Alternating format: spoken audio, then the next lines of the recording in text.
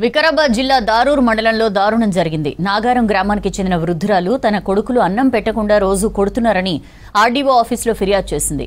ఆస్తి పంచిపెట్టాక తన బాగోగులు చూసుకోకపోగా తినడానికి తిండి కూడా పెట్టట్లేదని కన్నీరు పెట్టుకుంది. తనకు న్యాయం చేయాలని వికారాబాద్ ఆర్డీఓ వాసుచంద్రను కలిసి తన గోడు చెప్పుకుంది.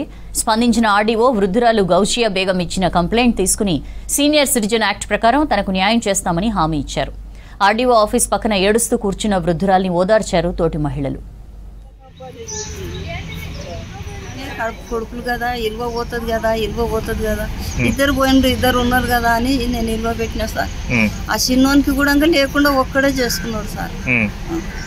ఇప్పుడు చిన్నోడు ఏమంటాడు, అమ్మ నాయనకి అయితే ఇట్లా చంపిండు, చెల్లెలకి అయితే అట్లా చంపిండు, ఇప్పుడు నువ్వు ఉన్నావు నీవన్నా ఇంత చెయ్యమ్మా, నాకు 5 మంది ఆడవిల్లలే అని ముద్ద తిడ్డా అంటున్నాడు వాడు.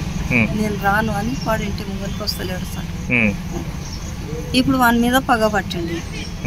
ఇక మరి నేను ఎవరితో పోదు అనేసి ఇంటికి వచ్చినా సార్.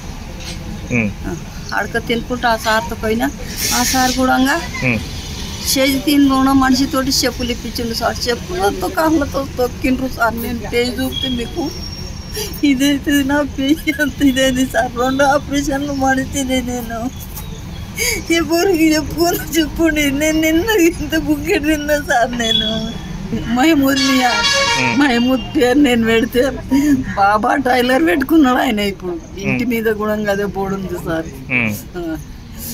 సరే, ఇప్పుడు భూమి కావాలనా? భూమి కావాలి నాకు. నా భూమి అమ్ముకున్నారు సార్.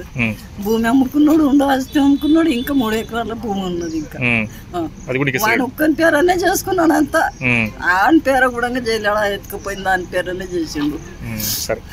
ఏం లేదు, గిలాస కూడా లేదు మంది. ఆమె ఖాళీ బట్టల మీద తోలుకోమని పోయిండు.